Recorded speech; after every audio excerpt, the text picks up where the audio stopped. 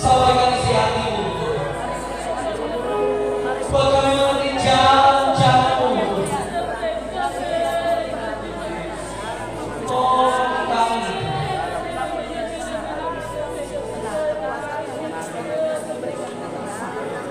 Terima kasih Bapa. Terima kasih.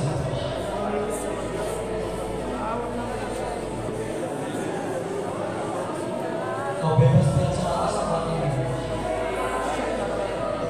Sungguh rapi dan segala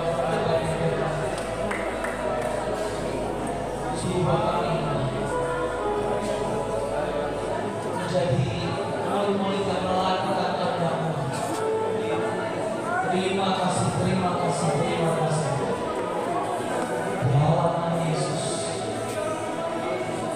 kami sungguh berdoa, kami sungguh mengucap syukur.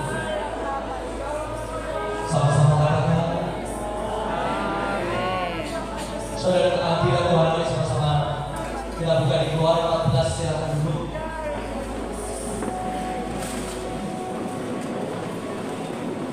Saudara, hari ini biar kita sama-sama belajar firman Tuhan. Apa yang Tuhan mau setelah kebangkitannya, ya? Setelah kebangkitannya, setelah dia di atas kayu salib, dia dikuburkan di hari yang ketiga, Yesus bangkit. Dan apa yang Yesus mau kita lakukan sebagai menunggu untuk kedatangannya di kali itu. Mari saudara kita buka sama-sama di Keluaran 14. Saya mau ajak kita sama-sama mengenal dan mengerti hati Tuhan.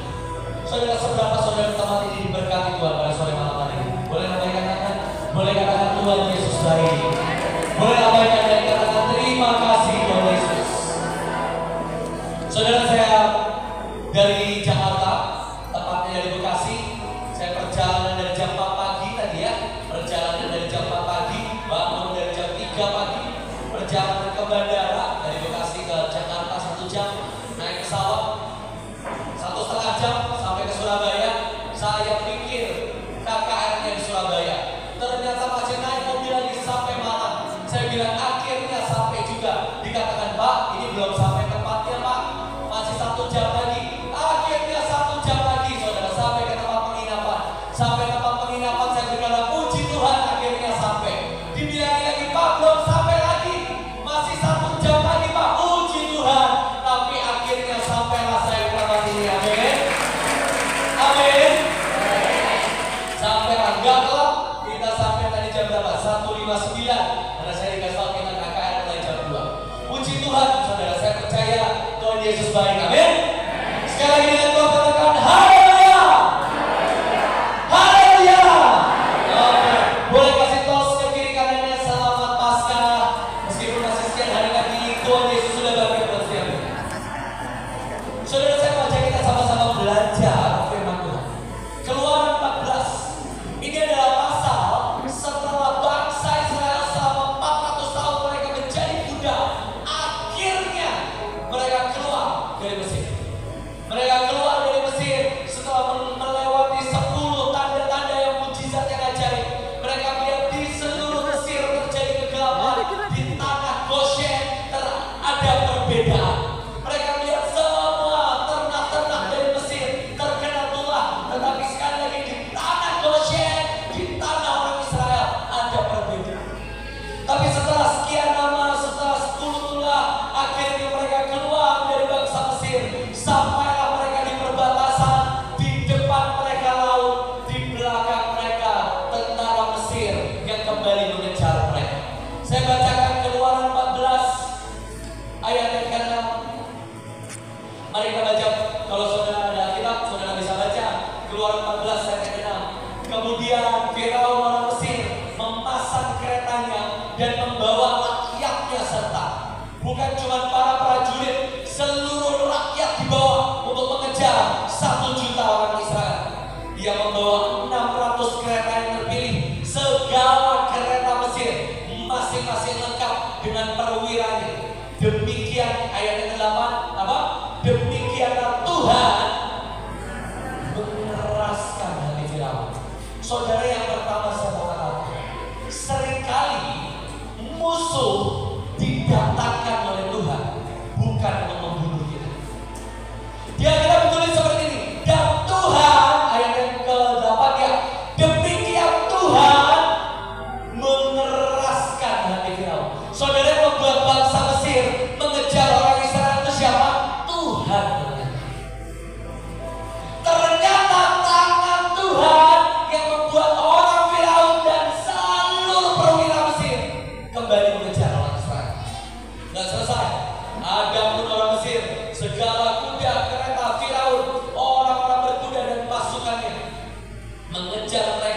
mencapai mereka pada waktu mereka berkemah di tepi laut. Saudara bisa bayangkan, depan mereka laut, di belakang mereka pasukan Mesir, pasukan yang sangat luar biasa hebat dalam bertempur. Mereka tidak punya banyak pilihan. Ayat yang ke-10, ketika Firaun telah dekat, orang Israel menoleh. Nah, ini memang orang Kristen itu sukanya menoleh ke belakang. Waktu mereka menoleh, tampaklah orang Mesir bergerak menyusul mereka. Lalu apa? Sangat. Saudara, kita ini harusnya menolehnya ke atas. Masalah apapun, lihat Tuhan. Kita ini sukanya lihat ke belakang. Kita ini suka fokus, kita lihat musuh. Padahal Tuhan mau apa? Kita melihat Tuhan. Tapi gak selesai, saudara. Mari baca lagi. Mereka sangat ketakutan. Mereka berseru kepada Tuhan. Dan mereka berkata kepada Musa. Nah, ini orang Kristen selanjutnya ngapain? Buat apakah? Karena tidak ada kuburan di tanah Mesir, maka engkau membawa kami untuk mati di padang gurun. Orang Kristen sukanya apa? Ngomel. Selain ngomel sukanya apa? Rewel. Selain rewel yang ketiga bawel. Itu orang Kristen. Ngomel, rewel, bawel. Gak ada pandemi, ngomel.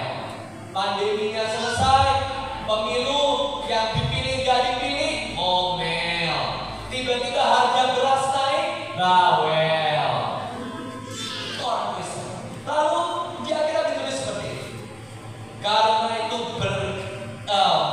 ayat yang 15. Bukankah ini telah kami katakan kepada di Mesir, jangan mengganggu kami ini, ngomel, ngomel, ngomel. Ayat yang ke-13. Tetapi berkatalah siapa? Ayo baca sama-sama. 1, 2, 3. Tetapi berkatalah, jangan takut, berdirilah tetap, dan lihat keselamatan dari Tuhan yang akan diberikan daripada hari ini kepadamu. Sebab orang Mesir yang kamu lihat tidak akan kamu lihat lagi untuk selama-lamanya. Ayat yang ke-14, ayat kesukaan orang Kristen. Sama-sama baca ayat yang ke-14. Tuhan. Sekali lagi baca kalimat yang terakhir, dan kamu akan. Ini ayat kesukaan orang Kristen. Udah, kamu gak usah perang, diam. Saudara, saya ini suka ngobrol sama hamba Tuhan. Dan saya bilang, Pak, Bapak tahu gak ayat yang dikatakan yang suka dijadiin baju ini? Saya pernah lihat ada orang bikin kaos, kamu diam saja, Tuhan berperang bagi kamu. Saya katakan ini perkataan Tuhan atau perkataan manusia? Saya tanya buat saudara, ini perkataan Tuhan atau perkataan manusia? Ternyata ini perkataan manusia. Tuhan gak pernah ngomong kita suruh diam, suruh tenang. Iya, diam gak pernah. Kalau saudara baca di Alkitab, jadilah tenang, bukan diam. Diam itu diam jadi patung gereja, diam aja udah. Orang Kristen diam gak pernah. Bahkan di Alkitab ditulis, dan akan ada sayap kesembuhan, maka kau akan berjingkrak-jingkrak seperti lembu keluar kandang. Tapi orang Kristen sukanya apa? Diam saja. Saya bacakan ayat selanjutnya. Mari, adik yang luar biasa, ayat 15. Berfirmanlah siapa? Saudara bisa ngikutin saya? Tadi perkataan Musa. Musa bilang apa? Musa bilang apa? Diam. Tapi ini perkataan Tuhan. Lalu Tuhan berkata, mengapakah kau berseru-seru demikian kepadaku? Katakan kepada orang Israel supaya mereka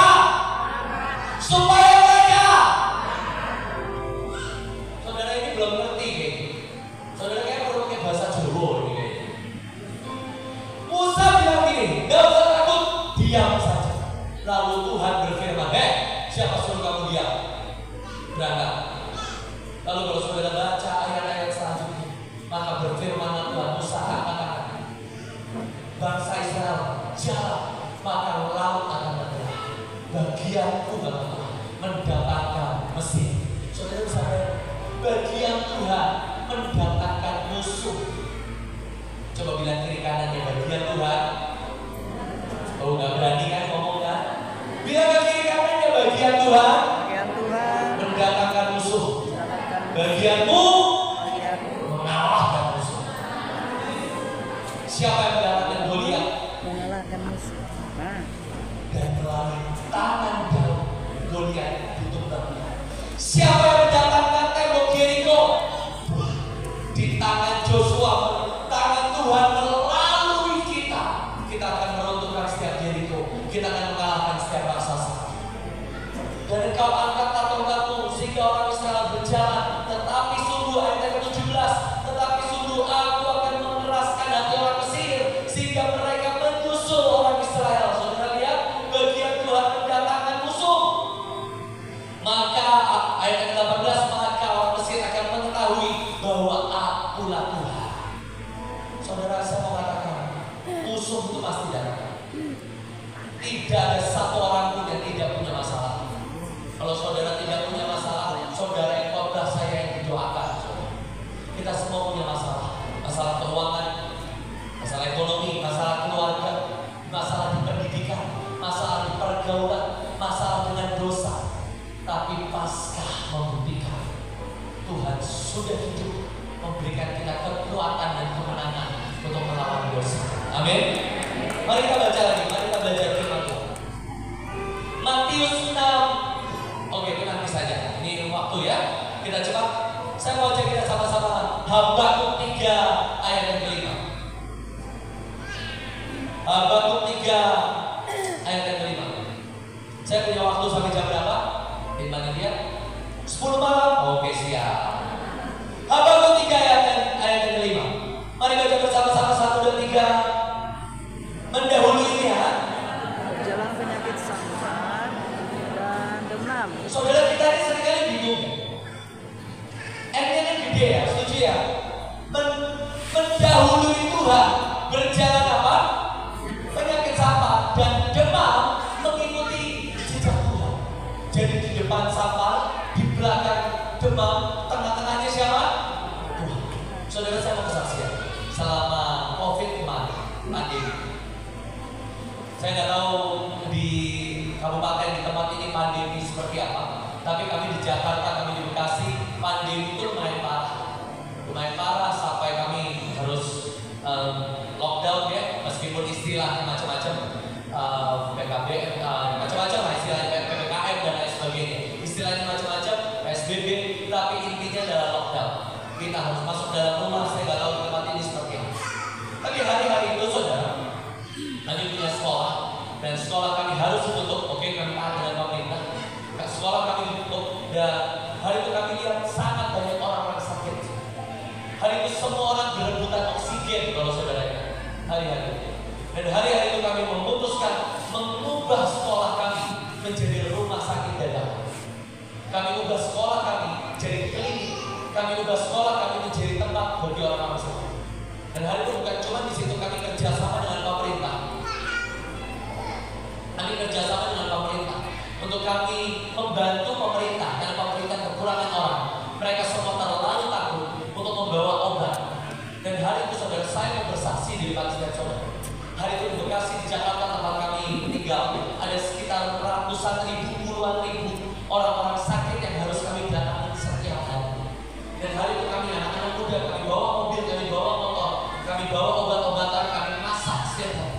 Kami ketokin di rumah tuh. Kami pakai APD lengkap. Terakhir kami cuma pakai masker. Terakhir sudah buka masker ketumpangnya. Kami ketokin dari rumah ke rumah. Kami berkata, Bu, Pak, kami dari pemerintah, kami kerja sama dengan pemerintah. Kami sediakan makan, kami sediakan obat. Tapi ada satu elemen yang terakhir, kami boleh doakan dulu. Dan singkat cerita kami doakan mereka di dalam nama Yesus. Kami ketokin dari rumah tuh. Total setelah pandemi selesai, kami coba hitung dan kami hitung saudara, itu dalam 1 tahun saja kami menyentuh sekian juta orang saudara. Kok gak ada tepuk tangan bagi nama Yesus? Sekian juta mendengar nama Yesus. Kami nggak tahu lagi berapa banyak yang sembuh di depan mata kami. Kami tumpangi tangan orang sakit sembuh. Dan yang ajaib beberapa itu udah, kalau saudara tahu ada saturasi oksigen Bahkan beberapa mereka mati di depan kami. Kami tumpangi tangan hidup di depan kami. Saya sungguh melihat mendahulunya berjalan penyakit dan demam begitu saja. Saudara, seringkali waktu kita melihat ada penyakit, kita melihat ada masalah, kita ini memutuskan untuk diam. Padahal ada Tuhan di tengah-tengah kita. Padahal dunia harus melihat ada Tuhan yang sanggup membuat perubahan. Saudara, di tengah-tengah beras naik, saya juga nggak tahu teman ini beras naik atau tidak. Tapi di Bekasi, di Jakarta beras naik lumayan, naik 5 sampai 10 ribu, saudara. Dan saudara, sekali lagi kami berkata, itulah saat yang terbaik kami mulai memberitakan Injil. Sekali lagi kami apa? Tetap lagi dari rumah ke rumah. Bapak Ibu, kurang beras, kami punya beras. Ini beras mungkin cuma tahan 1 minggu, tapi saya tahu satu nama yang bisa membuat beras ini lebih dari cukup, bahkan lebih dari 1 minggu, dan umur hidupmu sampai ke turunmu. Dia nama Yesus. Saudara, Tuhan itu yang berkata di tengah bumi yang bergoncang, inilah saat yang terbaik untuk para gereja-gerejanya dibangkitkan dari nama Yesus. Inilah saat yang terbaik. Gereja-gereja Tuhan bukannya diam, tapi mari bergerak maju. Saya suka versi bahasa Inggris. Tuhan berkata kepada Musa, hai Musa, march forward. Itu seperti seorang panglima perang berkata kepada tentaranya, ayo bariskan semua pasukan, mari maju ke dalam medan peperangan. Saudara, kita ini sukanya diam. Ngelihat masalah, ngelihat suami nyeleweng, diam. Ngelihat anak-anak kita mulai masuk ke dalam pergaulan yang salah, diam. Kalau nggak ngomel, rewel, bawel, nah itu kan pilihannya. Tuhan maunya apa? Doa. Ini bukan saatnya kamu jadi penonton di akhir sana. Saudara, kita ini ada dalam medan peperangan. Musuh kita bukan darah dan daging, kata. Musuh kita bukan gereja lain. Saya sungguh bersyukur, saudara. Saya sungguh bersyukur. Saya sungguh aduh Tuhan, terima kasih. Di Jakarta, di Bekasi, saya hampir nggak pernah lihat 2 logo itu bersamaan. Saudara yang nggak Kerawang, saudara nggak ngerti. Saudara yang orang kota, saudara ngerti. Di kota, saya hampir nggak pernah lihat 2 logo ini bersebelahan. Tapi saya pusing 7 keliling, nggak pusing. Saya bersyukur 7 keliling. Ya, ini dia tempat ini. Di tempat ini, saudara bisa bergandengan tangan, bisa bersatu bersama. Dan harusnya tubuh Kristus itu seperti itu. Tadi sebagian berbahasa roh, sebagian doa Bapa kami. Gak apa-apa. Sebagian bisa nyanyi loncat-loncat, sebagian duduk kami gak pernah nyanyi loncat-loncat. Gak apa-apa. Itulah tubuh Kristus. Tapi saya mau katakan di Alkitab ditulis, ini saatnya untuk kita berperang. Ayat yang terakhir. Kisah Rasul 3 ayat 21. Masih ada 2 ayat lagi. Saudara masih kuat? Sampai jam 10 malam aja. Oh ya, amin.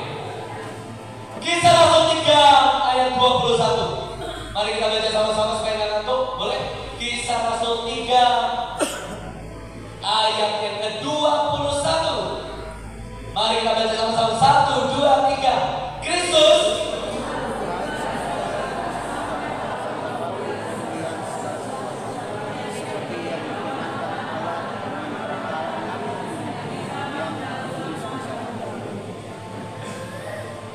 Saudara, kita ini sukanya menunggu Kristus, menunggu Tuhan. Banyak orang Kristen, banyak lagu-lagunya, kita menunggu kedatanganmu yang kedua. Tapi di Alkitab ditulis, siapa yang sebenarnya nunggu? Kristus menunggu kita.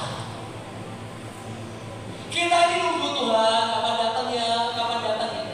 Tapi Tuhan itu bilang, Tuhan, surga itu menunggu kita buat lawatan terbesar. Kita menggelar karpet merah bagi kedatangan Tuhan yang kedua. Ini bukan lagi saatnya kita gereja-gereja Tuhan cuma duduk diam, termangu, nunggu, gak tahu tunggu apa. Musuh datang, bumi berguncang, kita diam aja. Tuhan yang berperang, kita diam saja, pokoknya diam. Enggak. Ini seperti di Alkitab ditulis katakan, mari jalan belahlah laut Tuhan. Tunjukkan kepada dunia kau menyembah Allah yang hidup. Ayat yang terakhir, setelah ini saya mau tutup. Roma 8 ayat 19. Roma 8 ayat 19.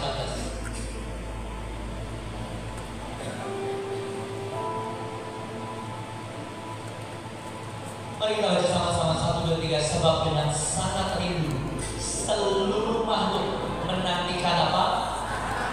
Siapa anak-anak Allah di tempat ini? Siapa anak-anak Allah di tempat ini? Saya mau tanya. Nama kabupatennya Angka Gading. Siapa di sini anak-anak Allah? Nah, seluruh makhluk, bahasa Inggrisnya gini, seluruh alam semesta berdiri atas jempol mereka. Saudara pernah nunggu diskon? Saudara pernah nunggu diskon sampai jijik dahulu nih, cepat. Seluruh alam semesta menunggu anak-anak Allah. Saya punya ikan di rumah. Anaknya ikan itu apa?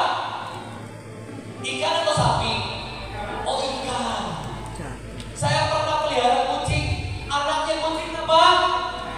Bukan ayam. Oh, kucing. Saudara ini anak Allah itu Allah atau manusia biasa? Kita ini anak Allah yang Maha Tinggi.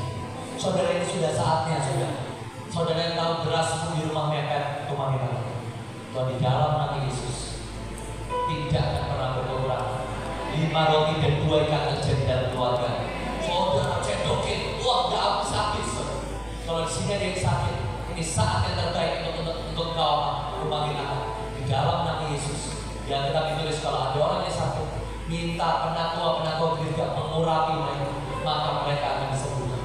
Saudara, ini bukan lagi saatnya kita orang-orang Kristen berjalan dengan diam. Putaran pertama Yosua dengan tembok Yeriko mereka diam. Putaran kedua mereka diam. Ketiga diam. Keempat diam. Sampai yang ke-13 kali mereka bersorak-sorak. Saudara, kita hidup di akhir dari akhir zaman. Ini bukan lagi saatnya untuk kita diam.